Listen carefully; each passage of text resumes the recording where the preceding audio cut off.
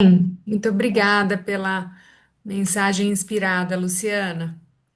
Vou passar então a palavra para Carlos Wieser e Vânia Martins para a nossa mensagem principal desta noite. É com vocês. Estimados amigos e amigas, é uma alegria para mim, para a Vaninha, estar com todos vocês nessa noite. Damos boas-vindas àqueles que estão aqui hoje pela primeira vez, aqueles que se apresentaram e aqueles que até que não se apresentaram, mas estão conosco hoje pela primeira vez. Parabéns, Luciana Fusano, muito inspirada e, ao mesmo tempo, com uma mensagem muito profunda. Não podemos ir a Deus como se fosse ao supermercado com uma lista de compras. Eu quero isso, eu quero aquilo, eu quero esse, eu quero esse. Passa no caixa, pagou e vai embora. É algo muito mais profundo, é muito mais intenso e de muito mais significativo. A semana passada eu falei sobre a fragilidade da vida, relatando a experiência que a minha querida esposinha Vânia teve ao ir até o hospital visitar a prima e quando chega no hospital descobre que há pouco tempo a prima havia partido dessa vida. Eu acho que todos nós ficamos assim chocados nesse final de semana ao acompanhar aquela jovem, Eduarda de Limeira, que de repente, num final de semana, vai com o noivo fazer um passeio e ali perde a sua vida repentinamente. A gente fica chocado e ao mesmo tempo fica questionando, né? Os desígnios e, ao mesmo tempo, as consequências da escolha de cada um. Não queremos nem julgar, nem condenar, nem apontar ninguém. Mas nada muda o fato de que um dia nós podemos estar aqui, nesse plano terreno, e do dia para a noite podemos estar num outro plano. E sempre a pergunta, né? Será que nós estamos prontos para aquele outro plano? A semana passada, no final de semana, eu reuni com alguns empresários. Eu tratei do aspecto que Deus nada faz sozinho. Você já parou para pensar isso? Que Deus nada faz sozinho? Se você abrir a Bíblia, lá em Gênesis, logo no primeiro capítulo, o que que nós lemos? Façamos o homem a nossa imagem e semelhança. O Senhor disse: Eu faço o homem à minha imagem. Então, desde a página 1 da Escritura Sagrada, pode ver que é o plural, façamos, ou seja, é Deus o Pai, é Deus o Filho e é o Espírito Santo.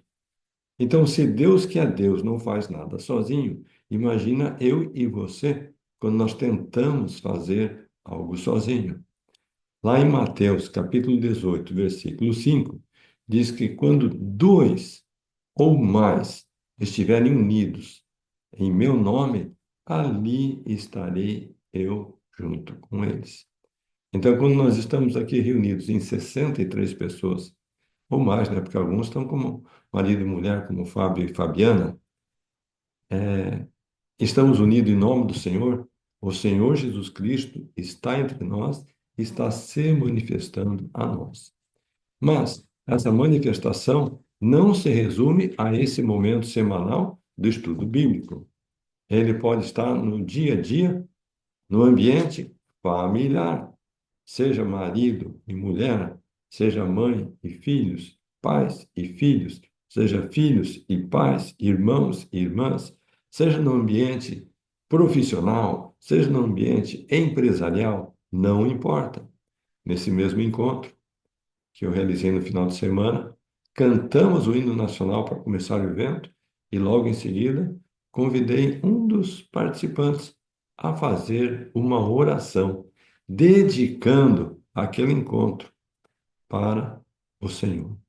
Não somente isso, mas antes de irmos até o palco, eu reuni toda a equipe. Eu convidei um dos membros da equipe para orar antes de nós chegarmos ao palco. E uma jovem chamada Lúcia Lopes, ela levantou a mãozinha para fazer oração. E o que que ela fez? Me tocou o coração. Senhor, esse encontro não é nosso. Esse encontro é seu. Nós dedicamos esse encontro ao Senhor, para que nós possamos diminuir e para que o Senhor possa crescer. Olha que profundidade de oração que a jovem orou no começo. E a minha primeira fala Vocês devem ter visto aí quem segue Carlos Luiz nas redes sociais. Eu disse o seguinte: algumas palavras eu vou falar, algumas palavras os meus colegas que vão vir aqui no palco vão falar, e algumas palavras eu não vou falar, e os meus colegas não vão falar, mas o Espírito Santo vai falar. Então fiquem atentos, porque de repente o Senhor vai indicar, vai se manifestar, vai revelar uma palavra que não foi proferida, mas foi sentida. Então, novamente, nem Deus, que é Deus, faz algo sozinho. Então, será que eu e você vamos ter a ousadia de querer fazer algo sozinho?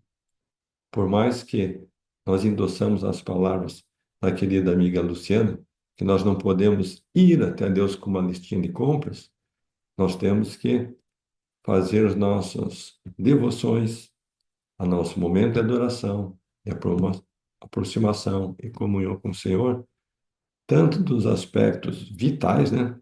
Nossa saúde, nosso bem-estar, proteção, mas acima de tudo, repetindo as palavras da Luciana, o que o Senhor quer que eu faça? Qual é o seu propósito? Qual é a sua vontade? Mesmo sabendo que em alguns momentos a vontade do Senhor vai contra a minha vontade. E daí, o que adianta você se propor a fazer qualquer plano, se aquele plano está contra a vontade divina? Se você seguir o próprio plano e ele estiver contra a vontade divina, sabe o que significa? Você está se afastando de Deus. E quando você se afasta de Deus, você só encontra pela frente o quê? Escuridão, confusão, aflição, angústia, sofrimento, depressão, porque você não está debaixo da luz divina. Então, que cada um possa refletir, possa ponderar, possa analisar o seu próprio espírito, seu coração, a sua mente, e ter essa determinação de se aproximar com o Senhor com espírito de adoração, com espírito de gratidão, com espírito de dependência, com espírito de o que, meu? Reverência. Com espírito de reverência. E assim nós vamos ter mais possibilidade de gozar da graça, da misericórdia, da bondade e do amor que vem do Senhor Jesus Cristo. E eu digo isso em nome do Senhor Jesus Cristo. Amém. Amém. Olá, boa noite. Muito feliz de estar com todos, de encontrar vocês. É sempre uma grande satisfação estarmos juntos. E hoje eu vou falar sobre uma palavrinha que o mundo não gosta, mas que o Pai Celestial gosta. Então, ninguém gosta de ser chamado ao arrependimento. Por que que é? O que que é o arrependimento? É uma mudança. Nós temos que mudar algo que estamos fazendo que desagrada a Deus. Nós nos arrependemos e mudamos, porque se não mudamos, não é arrependimento. Então, o arrependimento verdadeiro é quando nós buscamos ao Senhor, pedimos perdão e nos arrependemos. E o Senhor aceita aquele arrependimento porque Ele vê o nosso esforço em fazermos as coisas que agradam ao Pai Celestial. Então, o arrependimento é essencial para a nossa salvação. Só quando nós entendemos que o arrependimento é essencial para a nossa salvação, que nós vamos passar a gostar do arrependimento. Senão a gente sempre acha, nossa, quer que eu mude? Eu sou assim mesmo, eu nasci assim, vou morrer assim. Quantas pessoas eu já ouvi falar isso? Eu nasci assim, eu sou assim, e eu vou morrer assim. Mas não é. O nosso propósito de estarmos aqui na Terra é para ver uma transformação. Nós temos que cada dia sermos pessoas melhores, mais semelhantes a Jesus Cristo. E se nós não estamos nesse caminho, nós vamos entrar nesse caminho, que é o caminho de seguir o Salvador e nos tornarmos pessoas melhores. E o Senhor pagou um preço enorme por nós, um sacrifício que nós nunca nesta vida vamos entender. O sofrimento que Jesus Cristo passou, tanto no jardim do Getsemane, quando ele suou sangue por todos os poros, quando se culminou a dor dele na cruz, que foi uma dor física e espiritual. Então, foi uma dor muito grande que Cristo passou para nós, para pagar pelos nossos pecados. Então, Jesus Cristo, ele fez esse papel de pagar. Agora, o pagamento já foi feito. Agora está em nós fazermos com que esse sacrifício expiatório de Cristo tenha efeito em nossa vida. E como que isso acontece? Quando nós analisamos a nossa vida com a vontade de Deus. Quando nós refletimos sobre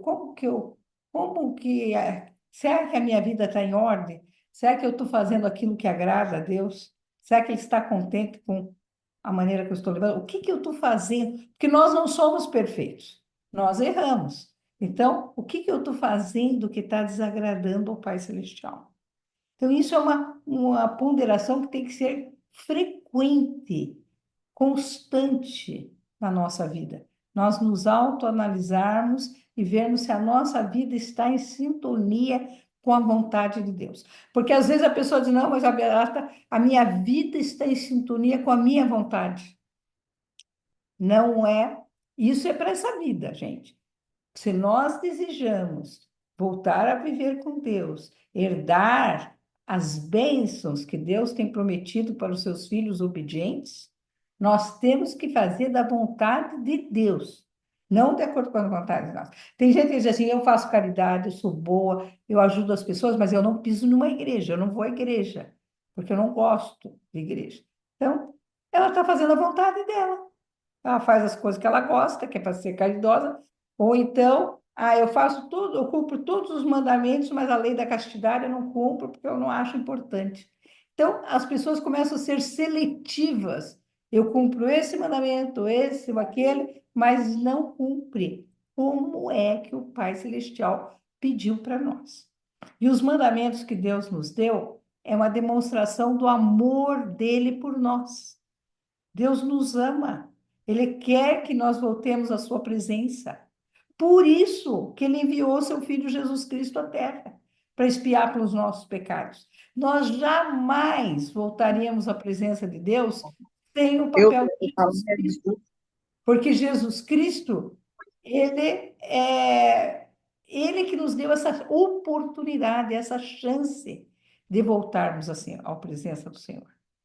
Agora, constantemente ele está, desde o início do mundo, o Senhor está nos chamando profetas para falar para o povo que devem se arrepender, mudar de vida, colocar em ordem. O profeta Moisés, quando ele tirou o povo de Israel do Egito, as pessoas pensam que ele estava salvando o povo só daquele momento que eles eram escravos, né, no Egito. Então ele estava tirando o povo para salvá-los da escravidão. Mas não era só isso. Ele estava tirando eles de um lugar onde havia muita coisa errada, muitas coisas em desarmonia com Deus. Então, ele queria tirar aquele povo para uma outra terra para dar a chance deles tomarem um novo rumo. Mas foi difícil para eles. Toda hora eles diziam: era melhor se a gente estivesse no Egito. Era melhor se a gente tivesse morrido lá no Egito. Porque eles gostavam da vida, da facilidade que é. Mas nós temos que entender o nosso propósito de estarmos aqui na Terra.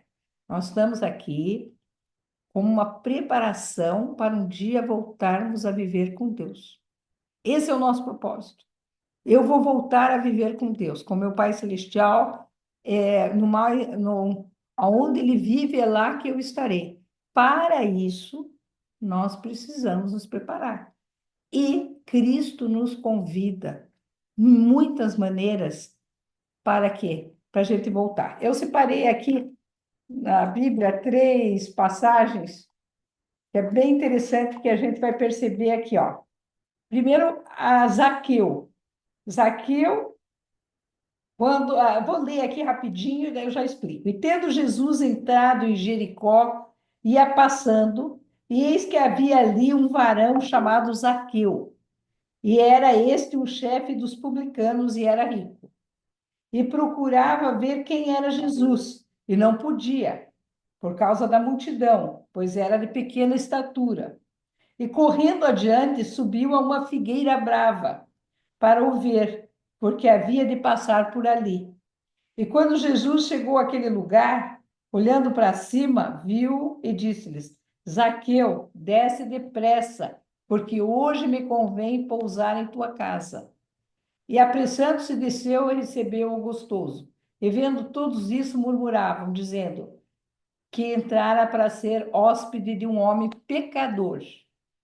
E levantando-se Zaqueu, disse ao Senhor: Senhor, eis que eu dou aos pobres metade dos meus bens, e se de alguma coisa tenho defraudado alguém, o restituo quadruplicado.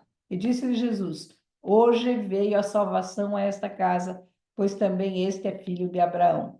Porque o filho do homem veio buscar e salvar o que havia se perdido. Então, Zaqueu, ele era um cobrador de impostos, ele era uma pessoa que estava vivendo em pecado. Não diz ali qual era o pecado que ele estava vivendo, mas ele não era. Ele disse que ele era muito bondoso, que ele restituía e que ele dava aos pobres, mas havia coisas na vida de Zaqueu que não estavam em harmonia com Deus.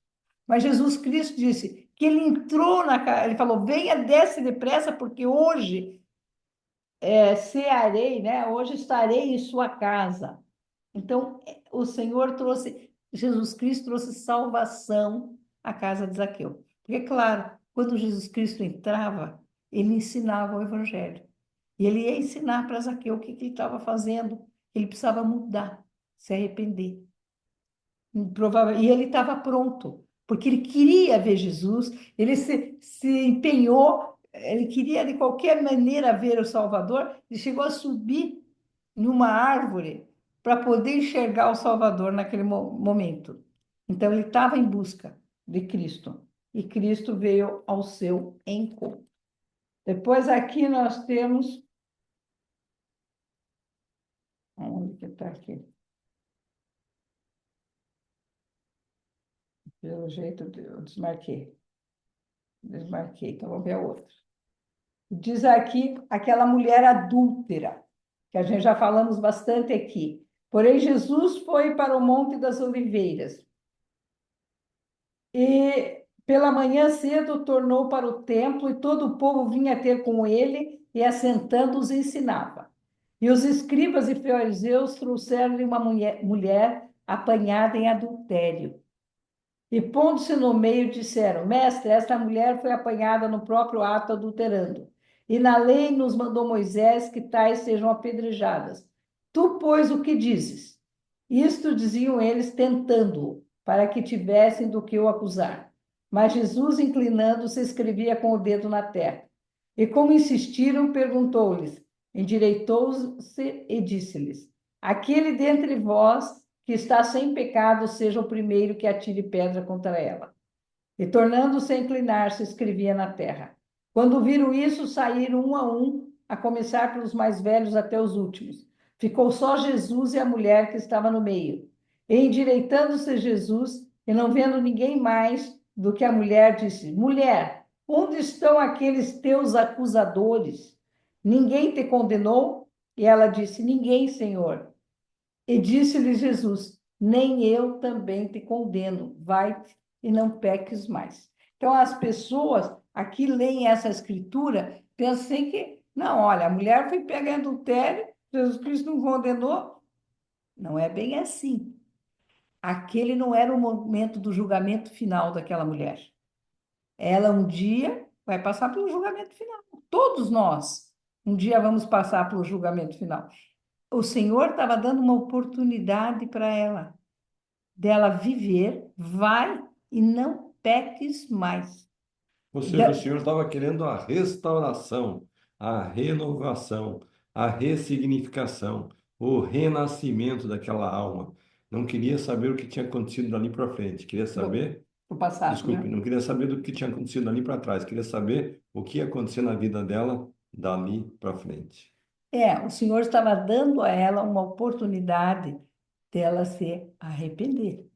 Então, nós temos Às vezes as pessoas pensam, não, o Senhor vai me perdoar, eu posso fazer tudo que eu quero, e Cristo vai dizer, vai. Não, enquanto nós estamos nesta vida, este é o tempo para nos prepararmos para o nosso encontro com Deus. É agora que o Senhor está nos dando essa chance de arrependimento. O sacrifício expiatório dele está para todas as pessoas. Todas podem ser perdoadas dos seus pecados. Cristo tem esse poder de perdoar pecados. Deixa eu ver aqui. Ah, se eu acho que eu escrevi aqui. Aquela não, quero ver. Não, não, aquela do rapaz que. Veja, está aqui, em Lucas, mas a história é a seguinte: tinha aquele paralítico, ele estava doente, e os amigos sabiam que Jesus estava lá, que Jesus podia curá-lo. Só que tinha tanta gente, uma multidão ao redor do lugar onde Cristo estava, que era impossível eles passarem com ele numa maca. E então o que que eles fizeram?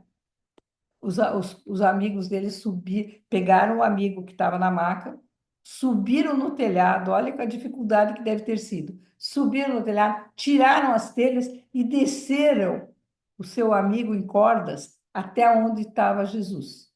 Quando Jesus viu aquilo, olha como o Salvador é diferente. Se fosse um outro, já dizia: que é que vocês estão quebrando o meu telhado? Que estão fazendo bagunça aqui? Que confusão é essa? Mas não. Cristo recebeu aquele homem e logo disse: teus pecados são perdoados. Cristo é o Filho de Deus, era um Deus que estava aqui na terra. Então, ele tinha esse poder de perdoar pecados. Daí, os saduceus e os Fariseus. fariseus que estavam ali já começaram a questionar: quem é esse que pensa que pode perdoar pecados? Começaram a questionar Jesus Cristo. Então, ele falou assim: ele sabendo o que eles estavam pensando, pega na mão daquele homem e disse: levanta-te e anda, a tua fé te curou. Então, aqui nós podemos ver que Cristo tem o poder de perdoar pecados. Aquele homem ele foi curado duas vezes, fisicamente, porque ele saiu andando, era paralítico, voltou a andar, mas ele foi curado também espiritualmente, porque ele saiu dali puro, sem nenhum pecado. Então, Cristo tem esse poder. Ele pode nos curar fisicamente? Sim, se estamos precisando dessa cura.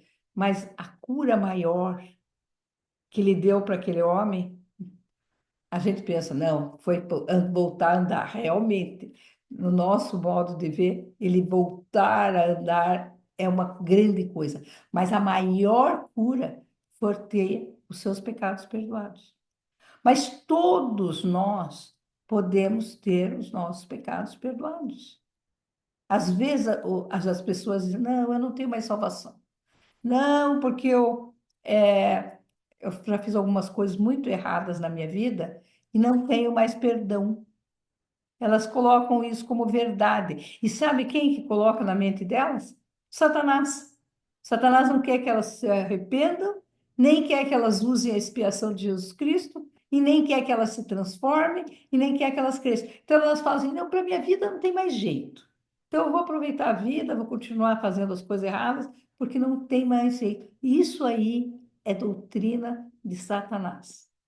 A doutrina de Cristo é que todos os filhos de Deus podem ser perdoados. Ah, mas aquele cometeu um pecado muito ruim.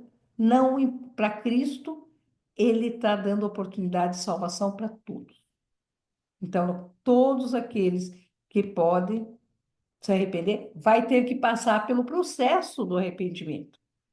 Não é assim: já me arrependi. Não, o processo é nós primeiro sentirmos pesar por ter errado. Nós temos que sentir no coração: isso que eu fiz não foi correto. Então, esse é o primeiro princípio. Segundo, nós temos que pedir perdão a Deus. Nós temos que nos humilhar e se ajoelhar e pedir a Deus que perdoe aquele pecado, reconhecer diante de Deus que erramos. Terceiro, reparar o erro, se for possível. Não é todos os erros que é possível ser reparado, mas aqueles que é possível. Eu roubei lá o celular, vou lá e devolvo. Eu fiz isso, eu vou lá e faço. Aquilo que é possível ser reparado precisa ser reparado. E mudança para sempre. Agora, essa mudança, gente, algumas coisas são drásticas que precisam ser mudadas. Por exemplo, eu não cumpro a lei da castidade. Ah, ali está bem claro nas Escrituras que isso para Deus é sagrado e que não posso quebrar essa lei. Então, eu tenho que mudar. Então, eu vou ter que implorar para o Senhor para me ajudar, para ter forças. Se aquilo é uma fraqueza que eu tenho, então eu vou ter que mudar nesse sentido. E Deus vai nos ajudar. Ele não nos pede para fazermos essa mudança sozinhos. Felizmente, Ele nos permite nós nos ajoelharmos e dizer: Senhor, eu preciso mudar. E, e o Senhor vai nos dar força. Mas isso também não é garantia de que nós vamos nunca cair de novo. Porque como nós somos pecadores, às vezes a gente está se esforçando, mas de repente faz uma coisa errada de novo. E nós temos que ficar buscando o Senhor e orando e pedindo perdão e voltando a Ele, nos arrependendo, até que a gente consiga obter de Deus um poder tamanho que nós não somos mais vulneráveis àquele pecado.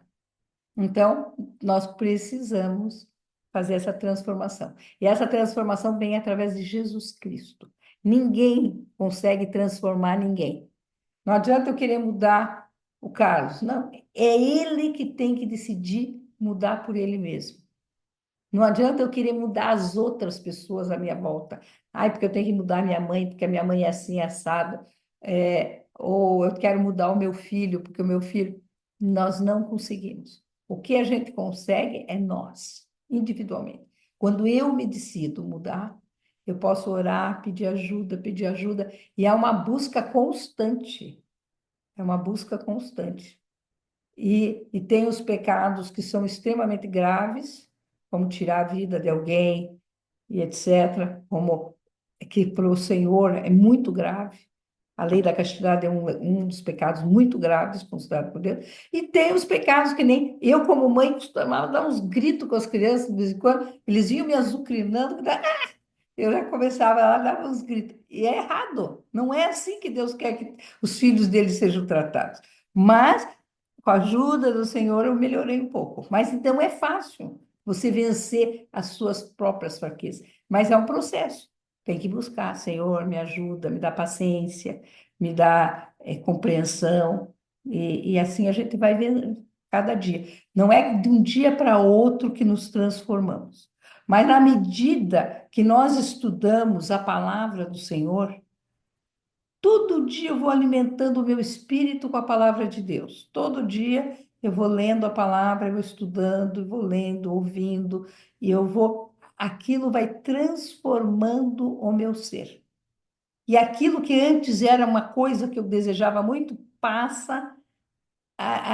aquilo passa a ser não ter tanto valor, vai perdendo o valor das coisas. E aí vocês vão se transformando, se tornando mais semelhantes a Jesus Cristo. Você falou aquilo que você desejava tanto ou aquilo que você é vulnerável. A Vânia falou sobre a lei da castidade e, lamentavelmente, vocês sabem, tem muitas pessoas que são viciadas na pornografia. Não é que ele deseja, não é que ele corre atrás, não é que ele busca, mas ele é simplesmente vulnerável. Então, quando você coloca essa condição, essa atitude e, ao mesmo tempo, esse comportamento na mão do Senhor Jesus Cristo, pedindo que Ele te dê força, a tua natureza pode ser transformada. O teu íntimo pode ser resgatado. A tua pureza pode ser renovada, de forma tal que você simplesmente perde a atração, você perde aquela inclinação ou perde qualquer disposição de cometer algo que vai magoar, que vai ferir o Senhor.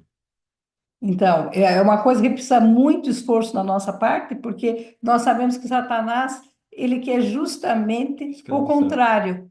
Então, vai chegar na nossa mão. Você está ali assim, não, eu não vou fazer mais, eu não estou, mas de repente você pega o negócio e vem. Aquilo parece que vem até você. Então, é o Satanás nos tentando. Mas nós vamos estar sempre precisando da ajuda do Senhor.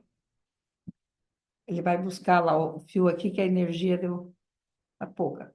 Então, sempre buscando a ajuda do Pai Celestial, sempre na nossa vida, que a gente consiga vencer esse, essas fraquezas que nós temos, que são diferentes. Para cada filho do Pai Celestial, a gente veio com uma fraqueza diferente. Cada um tem algo diferente. Então, não somos iguais. O Salvador, ele pode realmente nos transformar na medida que obedecemos os mandamentos, nos esforçamos para nos tornar as pessoas que agradam o nosso Pai Celestial. E Jesus Cristo, ele estava lá com amor, estendendo a mão para ajudar as pessoas. E nós também temos que agir dessa maneira. Não adianta nós ficar apontando o dedo pelo defeito do outro. Sempre diz assim, ó, quando você aponta o dedo para um, tem três apontando para você. Então, nós não podemos ficar, fulano faz isso, ciclano faz aquilo e tal, e a gente não vê os nossos próprios erros. Então, isso também não agrada a Deus, quando a gente fica apontando os erros dos outros e não olhamos para os nossos próprios erros.